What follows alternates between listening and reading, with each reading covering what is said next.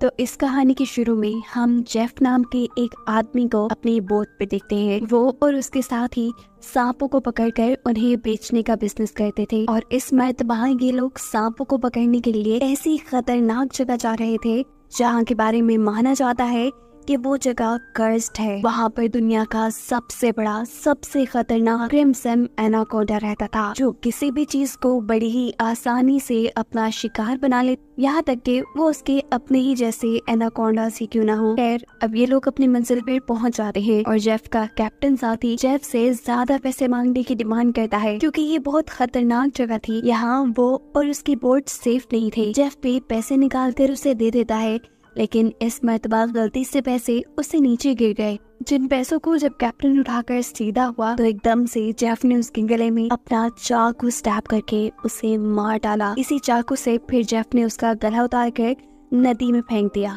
ऐसे जैसे वो किसी के लिए चारा डाल रहा हो। ये चीज उसके बाकी साथी भी दिख रहे थे। जेफ उन सबसे कहता है, मुझे धोखेबाजों से नफरत है। ये लोग आगे बढ़ते हैं और जंगल में इन्हें एक मूर्ति दिखाई देती है, ऐसी मूर्ति जिसके ऊपर बहुत सारे सांप बने हुए थे। और ये देखते हुए जेफ कहता है, तो आखिर क्रिम्सन एनाकोंडा की कहानी सच थी। दूसरी तरफ जेफ के साथियों को बहुत सारे सांप मिल जाते हैं, जिन्हें देखकर वो भी बेतहाशा खुश हो चुके थे। जल्दी जल्दी वो इन्हें अपने थैलों में भरना शुरू कर देते हैं। दूसरी तरफ जेफ उस बड़े क्रिम्सन एनाकोंडा की तलाश में अपनी बंदूक लेकर निकल जाता है। इन तीनों में से एक साथी जब सांपों से भरे हुए थैले वापस बोट में रखने आया तो उसने देखा कि दूर उनके कैप्टन साथी की सरकटी लाश पानी में खड़ी थी। उसे अपनी आंखों पे यकीन नहीं आया। अचानक वो लाश दोबारा पानी में डूब गई और तैरते हुए कोई बड़ी सी चीज उसकी तरफ आने लगी। डर के मारे ये आदमी जंगल की तरफ भागता है, लेकिन उसकी कोशिश कामयाब नहीं होती, क्योंकि एक बड़ा सा एनाकोंडा अब उसे अपने शिकंजे में ले चुका था। उसके इर्द गिर्द लिपट कर वो उसकी हड्डियां तोड़ते हुए उसे खाने ही वाला था कि अचानक सीन कट होकर हमें जंगल में उसके दूसरे साथी को दिखाया जाता है। वो साथी एकदम से कुछ देखकर डर गया। असल में उसने उसी बड़े से एनाकोंडा की बॉडी को रेंगते हुए देख लिया था। जैसे ही वो एनाकोंडा एक दरख्त पे चढ़ा तो उसके पेट को देखकर साफ लग रहा था कि उसने किसी इंसान को निकला हुआ है। इससे पहले कि ये आदमी अपनी जान बचाकर भाग जाता, एकदम से उसके सामने उसके साथी की लाश लटक जाती है, जिसके ऊपर अजीब सा लिक्विड लगा था, क्योंकि सांप ने अब वापिस उसे अपने मुंह से उगल दिया था। उस पहले वाले आदमी को फेंककर ये सांप अब इस आदमी को अपने शिकंजे में जकड़ लेता है। दरख्त के साथ लगाए वो इसकी हड्डियों को भी जकड़ कर तोड़ देता है और फिर उसे भी खाने लग जाता है। दूर खड़ा जेफ चुपचाप ये सारा नजारा देख रहा था और खुश हो रहा था। बजाय अपने साथियों को बचाने के, वो तो ऐसे खड़ा था जैसे सब उसकी मर्जी के मुताबिक हो रहा हो।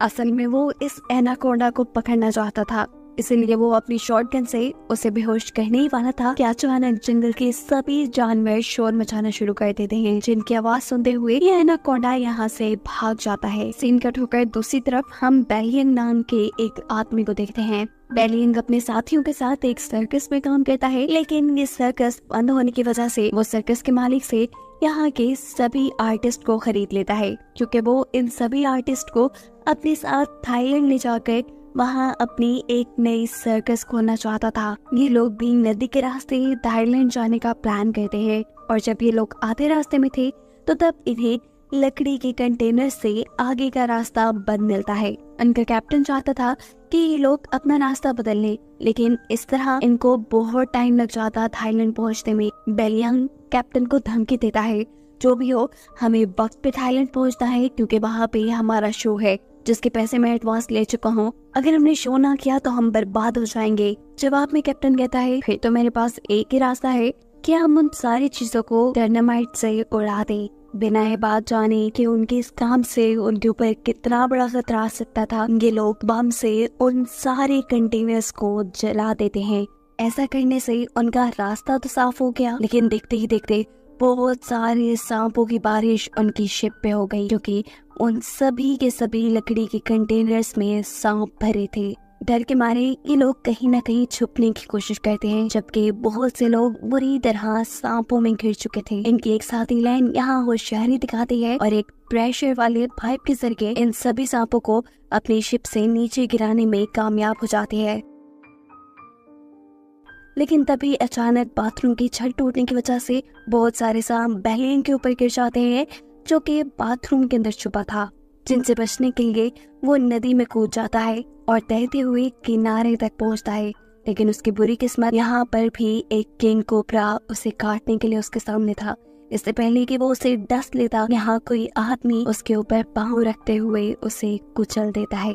ये इंसान जेफ था जिसने बेलियांग की जान बचा ली थी, इसीलिए बेलियांग उसे अपनी शिप पे ले आता है। जेफ सबको बताता है कि वो एक वाइल्ड एक्सप्लोरर है और एक एक्सीडेंट की वजह से वो यहाँ जंगल में फंस गया। यहाँ अचानक इनका एक साथी कान पकड़कर जोर जोर से चिल्लाने लगा था। जेफ करीब जाकर उसका कान गौर से देखता है, फिर अपनी उंगली पे कट लगाते हुए वो इस लड़के के कान के पास ले जाता है और हम देखते हैं कि अचानक उसके कान में से एक सांप का बच्चा निकलकर जेफ के हाथ पे काट चुका था और उसके काटने से जेफ को कोई फर्क नहीं पड़ा। वो तो इस सांप को उठाकर पानी में फेंक देता है। ये सारी चीज यहाँ खड़ी लैन नोटिस कर चुकी थी। लैन खुद भी एक स्नेक एक्सपर्ट थी। वो जानती थी कि एक सांप के जहर से इम्यून करने के लिए इंसान को बहुत सारा सांप का जहर अपने जिस्म में डालना पड़ता है। और ये चीज वो बेलियांग को भी बताती है और कहती है, मुझे ये जेफ इंसान ठीक नहीं लग रहा। देखो कैसे उसे सांप ने काटा, लेकिन उसे कुछ भी नहीं हुआ। जबकि दूसरी तरफ जेफ इस बोट के कैप्टन से मिलता है। वो चाहता था कि कैप्टन अपनी बोट को उसके बताए नक्शे के मुताबिक एक जगह पे ले जाए। जिस जगह के बारे में सुनते ही ये कैप्टन बंदूक निकाल के जेफ के ऊपर टान देता है और कहता है, अगर दोबारा तुमने यहाँ जाने की बात की ना, मैं तुम्हें गोली मार दूंगा। क्या तुम ये बात नहीं जानते? वो जगह कर्स्ड है। यानी कैप्टन भी क्रिम्सन एनाकोंडा के बारे में जानता था। उसकी सारी बातें सुनकर जेफ फिलहाल के लिए तो यहाँ से चलना चाहता है, लेकिन हम देखते हैं कि उसके जाते ही यहाँ कैप्टन जो फिशिंग कर रहा था, उसकी फिशिंग रॉड अचानक कोई नीचे से जोर से खींचता है, जिसके खींचने पर कैप्टन खुद भी पानी में गिर गया। दरअसल ये जाल जेफ ने ही कैप्टन को पकड़ने के लिए लगाया था। वो कैप्टन को अपने जाल में फंसा चुका था, अपने उस जाल में जिस जाल में उसने एनाकोंडा को पकड़ना था। और कैप्टन एनाकोंडा के लिए चारे का काम कर रहा था। कैप्टन का गायब होना लैन को शक में डाल देता है। लैन जानती थी कि ये जेफ का ही काम होगा। वो जेफ से पूछती है कि कैप्टन कहाँ है, लेकिन जेफ उसकी बातों को ये कहकर डाल देता है कि ये जंगल है, यहाँ इंसानों का गायब होना आम सी बात है। एकदम से इन सब को पानी में हलचल सुनाई दी। ये लोग पूछते हैं ये आवाज कैसी है, और जेफ बताता है यहाँ कुछ बहुत बड़ा आने वाला है। दिखाया जाता है कि नदी की गहराई में बहुत बड़ा एनाकोंडा जेफ के लगाए जाल की तरफ बढ़ रहा था। जेफ का फिशिंग रॉड जोर से नीचे की तरफ खींचता है, जिसे जैसे ही वो फोल्ड करने लगा तो एनाकोंडा सिर्फ कुछ ही सेकंड के लिए इनके सामने आया। इतना बड़ा, इतना खौफनाक एनाकोंडा देखकर ये सभी डर गए। जेफ ने जो फिशिंग रॉड की रस्सी पकड़ी हुई थी, एनाकोंडा ने जोर लगाकर उसी रस्सी के जरिए जेफ को भी पानी के अंदर कर लिया।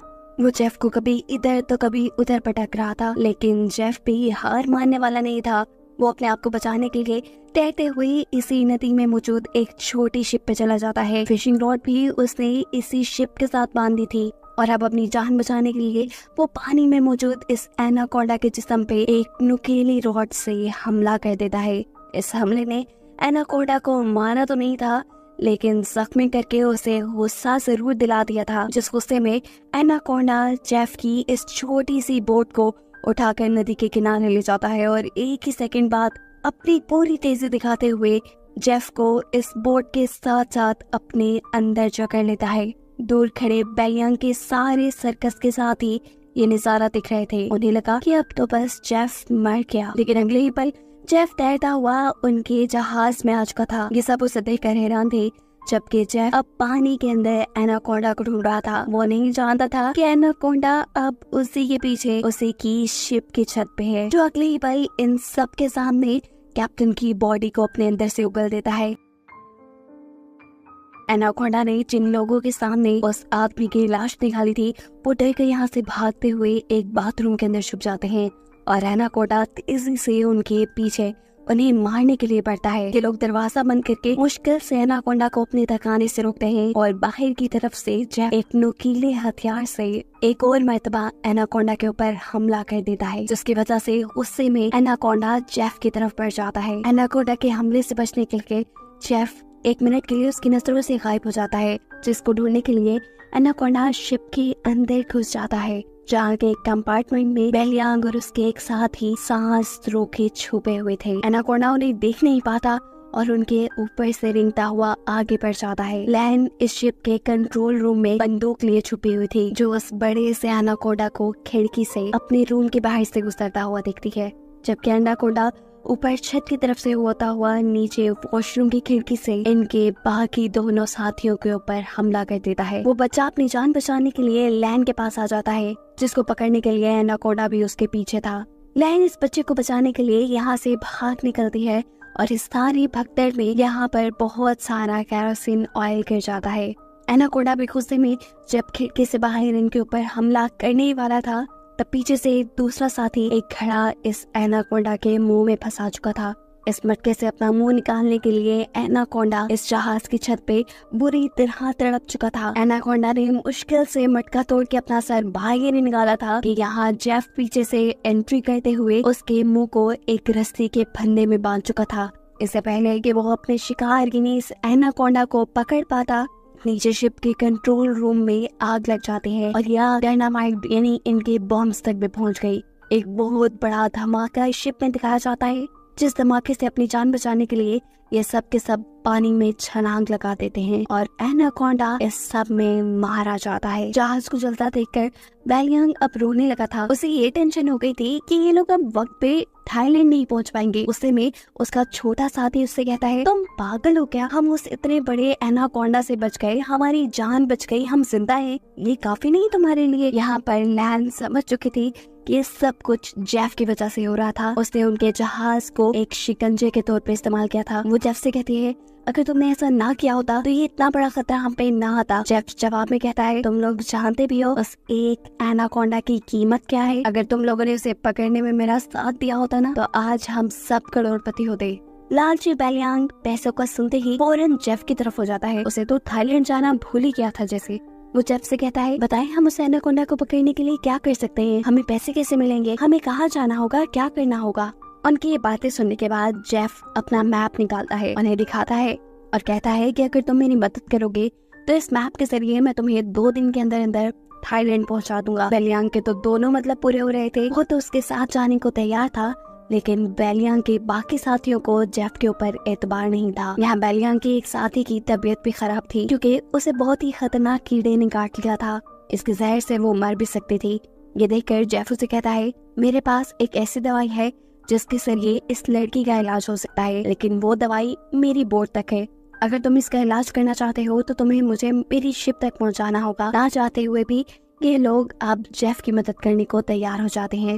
बोट तो अब इनके पास भी नहीं रही थी, पैदल ही ये लोग आगे बढ़ रहे थे। आगे जाते हुए जेफ इन्हें कहता है, यहाँ का पानी मत पी लेना, यहाँ के पानी में ऐसे कीड़े हैं जो इंसान के अंदर चले जाते हैं, उसके अंदर ऐसी प्यास लगा देते हैं कि फिर वो इस पानी के अंदर ही अपने आप को डुबा कर मार देता है। रात हो जाती है, ये लोग एक गार के अंदर स्टे करते हैं जहाँ इन लोगों ने आग जलाई हुई थी और जेफ साइड पे बैठा अपनी मैप पे बने हुए एनाकोंडा को दिख रहा था। एकदम से सीन्स फ्लैशबैक में जाते हैं और दिखाया जाता है कि कैसे उस क्रिम्सन एनाकोंडा का सामना जेफ से हो भी गया था।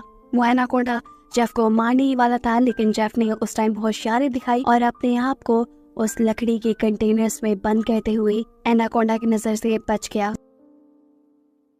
जिसके बाद ये लोग आए।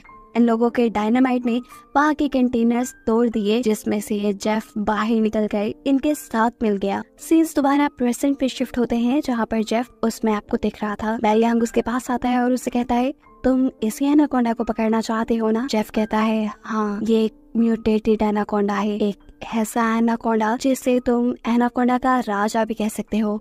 इसने दुनिया के बड़े बड़े शिकार किए हैं, यहाँ तक कि उसने अपने जैसे बड़े बड़े एनाकोंडास को भी खा लिया। और अगर इसे हम पकड़ने में कामयाब हो जाते हैं तो हमारी 7 पुश्तों को भी काम करने की जरूरत नहीं पड़ेगी। लालच में बेलियांग कहता है, मैं आपकी मदद करने को तैयार हूँ। रात में ये सभी लोग सो रहे थे, तभी अचानक बेलियांग के एक साथी की आंख खुलती है। वो देखता है कि इन सबको चारों तरफ से बड़े बड़े एनाकोंडास ने घेरा हुआ था। अचानक उसकी आंख खुली और हमें पता चला कि ये सब उसका ख्वाब था। उनके आसपास कोई भी एनाकोंडा नहीं था। वो देखता है कि उसका भाई भी यहाँ नहीं है। घबरा कर वो इस गार से बाहर आया तो उसने देखा कि उसका भाई बुरी तरह अपने आप को नदी के अंदर डुबा रहा था। करीब जाकर वो अपने भाई को होश में लाने की कोशिश करता है और देखता है कि उसकी नाक से वही जहरीले कीड़े निकल रहे हैं जिनके बारे में जेफ ने उन्हें बताया था कि ये कीड़े इंसान को प्यास लगा लगा कर मार देते हैं और इन्हीं कीड़ों के सद में उसका भाई भी मारा जाता है।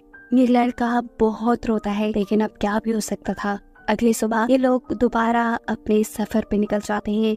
चलते चलते जंगल से एक रास्ता इनके सामने ऐसा आया जहाँ चलने के लिए कोई जगह नहीं थी। इन्हें हर हाल में नदी में उतरना ही पड़ता नदी को पार करने के लिए। कोई भी नदी में उतरने को तैयार नहीं था क्योंकि इन्होंने नदी में बहुत मुश्किलें देख ली थी, लेकिन कोई दूसरा रास्ता भी इनके पास नहीं था। डरते हुए ये लोग नदी में उतर जाते हैं और अचानक एक लड़का पानी की तरफ इशारा करता है क्योंकि इनको एक बड़े से एनाकोंडा ने चारों तरफ से घेर लिया था। इनका एक साथी जिसका भाई रात ही मरा था वो डर के मारे कुछ ना कुछ पढ़ने लग गया, लेकिन जो डरता है वही तो मरता है। वो नहीं जानता था कि एनाकोंडा का मुंह उसके पीछे ही है। एकदम से एनाकोंडा उसे पकड़ते हुए बुरी तरह अपने अंदर जकड़ कर लेता है। उसकी मदद को लैन यहाँ आती तो है, लेकिन ज्यादा कुछ नहीं कर पाती क्योंकि ये एनाकोंडा उसकी हड्डियां तोड़ चुका था। वो उसका दम घोटकर उसे मार देता है और ये सब लोग खड़े खड़े तमाशा देखते रह जाते हैं। एनाकोंडा उस आदमी के मरे हुए जिस्म को लेकर पानी में गायब हो जाता है और ये सब लोग उससे बचने के लिए यहाँ से आगे बढ़ जाते हैं। कुछ देर बाद आखिर ये सब लोग मिलकर जेफ की बोट तक पहुँच जाते हैं।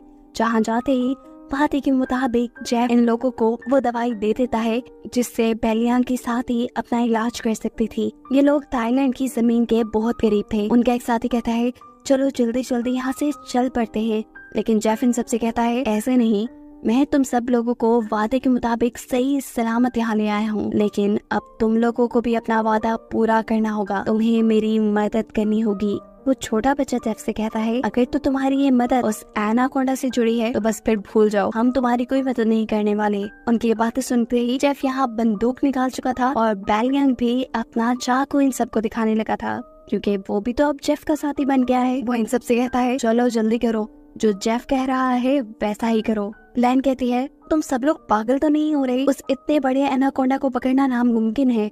जेफ कहता है हाँ ठीक कह रही हो, लेकिन पूरी तरह नहीं, उस एनाकोंडा को खाते हुए पकड़ा जा सकता है। ये कहते ही बेलियांग और जेफ दोनों अपने दो साथियों को रस्सी से पकड़कर अपने जाल के ऊपर बांध देते हैं। क्रिम्सन एनाकोंडा के चारे के तौर पर। रोता हुआ वो बच्चा बेलियांग से कहता है तुम ऐसा क्यों कर रहे हो? अगर हम लोग मर गए तो सोचो तुम्हारी सर्कस में कौन परफॉर्म करेगा? उसके बाद सुन के पागलों की तरह बेलियांग हंसने लगा और उसने कहा तुम्हें क्या लगा मैं तुम्हें सर्कस के लिए थाईलैंड लेके जा रहा हूँ? अरे पागलो, मैं तो तुम्हें वहाँ लेके जा रहा था ताकि तुम्हारे ऑर्गन्स बेच के मैं बहुत सारा पैसा कमा सकूं, लेकिन अब देखो मैंने अपना प्लान चेंज कर दिया। अब मैं जेफ के साथ मिल गया हूँ क्योंकि मैं जानता हूँ कि तुम्हारे से भी ज्यादा पैसे मुझे ये एनाकोंडा दे सकता है। यहाँ दूसरी तरफ क्रिम्सन एनाकोंडा के लिए ट्रैप लगाते हुए जेफ ने उन दोनों लड़कियों को भी दरख्त से बांध दिया था, जिसके बाद वो अब एक लड़की से बदतमीजी भी करने लगा था। ये लड़की भी चालाक थी, वो उसे रोकती नहीं बल्कि उसी को अपने जाल में फंसाकर उसकी पॉकेट से उसकी गन निकाल लेती है, जिससे पीछे मुड़कर जैसे ही वो जेफ को शूट करती है तो उसकी बुरी किस्मत कि ये गोली चली ही नहीं और अब वो खुद आ गई जेफ के कब्जे में। इससे पहले कि जेफ उसे मार देता या उसकी दूसरी साथी यानी लैन पीछे से आकर जेफ को स्टैब कर देती है अपनी नाइफ से। जेफ अपने बाजू से लैन को दूर गिरा देता है। दूसरी तरफ मौका देखते हुए दूसरी साथी जेफ के हाथ से गन लेने में लग जाती है। यहाँ लैन भी कमजोर हुए बगैर जेफ के ऊपर चढ़कर उसका गला घोटने की कोशिश करती है और इसी छीना झपटी में वहाँ गोली भी चल जाती है। सीन कट होकर हम उन दोनों लोगों को देखते हैं जिन्हें जेफ ने एनाकोंडा के शिकार के तौर पे रखा था, जिनके पास अब बड़ा सा एनाकोंडा उन्हें खाने के लिए आ रहा था और दूर खड़ा बेलियांग ये सारा तमाशा अपनी आंखों से दिख रहा था। बेलियांग उनकी जाल की रस्सी पकड़े हुए था, लेकिन वो ये बात नहीं जानता था जहाँ वो दूसरों की मौत का तमाशा देख रहा है वहीं पीछे उसकी भी मौत खड़ी है। एक और बड़ा सा एनाकोंडा उसके ऊपर भी आंख जमाए बैठा है और इससे पहले कि बेलियांग को इस बात की खबर होती वो एनाकोंडा एकदम से उसके सर के ऊपर वार करके उसे यहाँ से उठाकर ले जाता है। ऐसे उसके हाथ में पकड़ी हुई रस्सी भी उसे छूट जाती है। उन दोनों लोगों का जाल ऊपर चला जाता है ऐसे एनाकोंडा और उनके दरमियान में फासला आने से उन दोनों की जान बच जाती है। यहाँ जेफ गुस्से में उस लड़की को मारने की कोशिश करता है, लेकिन इस मर्तबा भी लैन बहादुरी दिखाती है और पीछे से एक बड़े से लकड़ी के टुकड़े को जेफ के सर पे मारते हुए उसे बेहोश कर देती है। जेफ के बेहोश होते ही ये दोनों भागते हुए अपने दोनों साथियों के पास आते हैं। उन्हें जाल से निकालकर वो उन्हें भी आजाद कर चुके थे, लेकिन उनकी बुरी किस्मत ये जेफ को होश आ गया था। इसे देखते ही ये लोग बुरी तरह डर गए, लेकिन यहाँ इनकी किस्मत ने इनका साथ दिया। एक बड़ा सा एनाकोंडा आकर जेफ को यहाँ से ले गया। ये सभी लोग अपनी जान बचाकर जेफ की बोट की तरफ बढ़ जाते हैं ताकि उसमें बैठ के ये लोग यहाँ से निकल पाए, लेकिन लैन के साथी की हालत खराब हो चुकी थी क्योंकि उसे जेफ की बंदूक की गोली लग गई थी और वो यहीं पर इन लोगों की आंखों के सामने दम तोड़ देती है। बाकी बचे हुए लोग जल्दी से बोट पे आके उसे स्टार्ट करने की कोशिश करते हैं, लेकिन ये बोट खराब थी। अचानक इनके एक साथी को पीछे से एक गोली लगती है। वो साथी अपनी गर्दन से वो गोली निकाल कर देखता है कि ये शॉर्ट गन थी, यानी बेहोश करने वाली गोली, जिससे किसी ने उसे बेहोश कर दिया था। बेहोश करने वाला और कोई नहीं बल्कि जेफ ही था। यानी इस एनाकोंडा के हमले से भी वो बच गया था और अभी भी वो जिंदा था क्योंकि उसने एनाकोंडा का सर काट कर उसे मार डाला था। जेफ यहाँ एक और मर्तबा इन तीनों को बांधकर क्रिम्सन एनाकोंडा के चारे के तौर पे खड़ा कर देता है और इनके चारों तरफ तेज धार वाली लोहे की तार बांध देता है, जिसके बाद वो इनके जाल की रस्सी को पकड़कर यहाँ से दूर खड़ा हो गया। देखते ही देखते बहुत सारे एनाकोंडा इन तीनों के ऊपर हमला करने के लिए पहुँच गए। इन तीनों को लगा बस अब तो इनकी मौत है, अब ये जिंदा नहीं बच पाएंगे। पर यहाँ किस्मत एक और मर्तबा इनका साथ देती है और सभी के सभी एनाकोंडास किसी को देखकर यहाँ से चले जाते हैं। उन्होंने असल में यहाँ एक बहुत बड़ा सा एनाकोंडा देख लिया था, जिससे डरकर वो यहाँ से चले गए। अब ये एनाकोंडा अपना बड़ा सा मुंह खोले इन्हें खाने के लिए तैयार था। इससे पहले कि वो इनके ऊपर हमला करता, कोई उसके ऊपर ही हमला कर चुका है और यही तो है क्रिम्सन एनाकोंडा द किंग, जिसकी तलाश में जेफ था। इसका साइज बाकी एनाकोंडास के मुकाबले 10 गुना बड़ा था। ये क्रिम्सन एनाकोंडा आहिस्ता आहिस्ता इन तीनों को अपने शिकंजे में जकड़ लेता है और इन तीनों को खाने वाला होता है कि अचानक जेफ रस्सी छोड़कर उसे अपने जाल में पकड़ लेता है। अपने आप को छुड़ाने के लिए क्रिम्सन एनाकोंडा तड़प जाता है। वो इधर उधर घूमता है, लेकिन फिर जब आजाद नहीं हो पाता तो अपने दांतों में इस जाल को फंसाकर वो इसे फाड़ कर एक तरफ से यहाँ से निकल जाता है। अपनी जान बचाने के लिए ये क्रिम्सन एनाकोंडा जंगल की तरफ भाग गया। जेफ ने बहुत कोशिश की उसे अपने जाल में दोबारा फंसाने की, लेकिन वो कामयाब ना हो सका। इस सारी कोशिशों में जेफ बेवकूफ ने अपने आप को ही एक दरख्त के अंदर फंसा लिया था। इससे पहले कि वो यहाँ से निकल पाता, क्रिम्सन एनाकोंडा उसको इस दरख्त के साथ ही लपेट लेता है। इस एनाकोंडा को देखकर यहाँ खड़े हुए ये लोग भी बुरी तरह डर जाते हैं। अपनी जान बचाने के लिए ये लोग कुछ भी नहीं कर पा रहे थे, लेकिन तभी छोटा होशियार बच्चा अपना दिमाग चलाता है और अपने दांतों से ये रस्सी तोड़ने में लग जाता है। कहीं ना कहीं उसे उम्मीद थी कि वो बच जाएगा। उसने अपने दांतों से इस रस्सी को तोड़ने में इतना जोर लगाया कि उसके मुंह से खून निकलने लगा। यहाँ एक मर्तबा तो जेफ उस क्रिम्सन एनाकोंडा के शिकंजे से निकलने में कामयाब हो ही गया था। इससे पहले कि वो यहाँ से भाग जाता, क्रिम्सन एनाकोंडा अपनी दुम से उसको फंसाते हुए उसे अपने करीब करता है और फिर उसे अपने शिकंजे में जकड़ लेता है। उसकी गर्दन पे अपना मुंह रखते हुए उसने अपने शिकंजा इतना टाइट कर लिया कि जेफ की हड्डियां टूटने लगी, जिसके बाद इस एनाकोंडा ने जेफ को भी अपने अंदर निकल लिया। यहाँ ये तीनों भी उस रस्सी को तोड़कर आजाद होने में कामयाब हो गए थे। जेफ को मारने के बाद वो क्रिम्सन एनाकोंडा इन्हें मारने के लिए इनकी तरफ बढ़ जाता है। ये लोग एक लकड़ी के कंटेनर के पास पहुंच जाते हैं। वो बच्चा अपनी जान बचाने के लिए इस कंटेनर के अंदर चला जाता है और एनाकोंडा उसे देख चुका है। एनाकोंडा अब उसके पीछे पीछे इसी कंटेनर में जा रहा है, लेकिन कंटेनर की दूसरी तरफ दरवाजा बिल्कुल बंद है। बच्चा तेजी से इस दरवाजे को तोड़ने की कोशिश कर रहा है। वक्त गुजरता जा रहा है, एनाकोंडा तेजी से उसकी तरफ बढ़ रहा है। इससे पहले कि एनाकोंडा इस बच्चे को निकल लेता, वक्त रहते ही उसके साथ ही बाहर की तरफ से इस कंटेनर का दरवाजा खोलने में कामयाब हो जाते हैं और ये बच्चा बच के यहाँ से निकल जाता है। ये लोग भागते हुए आगे बढ़ते हैं। इन्हें ये भी मालूम था ये लोग बच नहीं पाएंगे, लेकिन यहाँ किस्मत इनका साथ देती है। इन्हें नहीं मालूम था कि जंगल के उस हिस्से में थे जहाँ पर जेफ ने तेज धार वाली वायर लगाई थी, जिस वायर से टकराते हुए इस एनाकोंडा का सर कट जाता है। पीछे मुड़ के ये लोग उस एनाकोंडा को देखते हैं और इन्हें यकीन नहीं आता कि इनकी जान बच चुकी थी। इनके लिहाज से वो एनाकोंडा मर चुका था। ये लोग खुश थे, लेकिन अब और खतरा ये मोल नहीं ले सकते थे। अपनी जान को खतरे में नहीं डाल सकते थे। ये जानते थे कि यहाँ पर बहुत से और भी एनाकोंडा है। जल्द से जल्द ये लोग यहाँ से अपनी जान बचाकर निकल जाते हैं। और कहानी के आखिरी सीन में हमें दिखाया जाता है कि असल में वो क्रिम्सन एनाकोंडा मरा नहीं, बल्कि जैसा जेफ ने पहले बताया था, वो एक म्यूटेटेड एनाकोंडा था। उसने अपने कटे हुए सर को रीजनरेट कर लिया था, गिनी दोबारा से बना लिया था और अब वो एक और मर्तबा जिंदा हो गया है, जिसे दिखा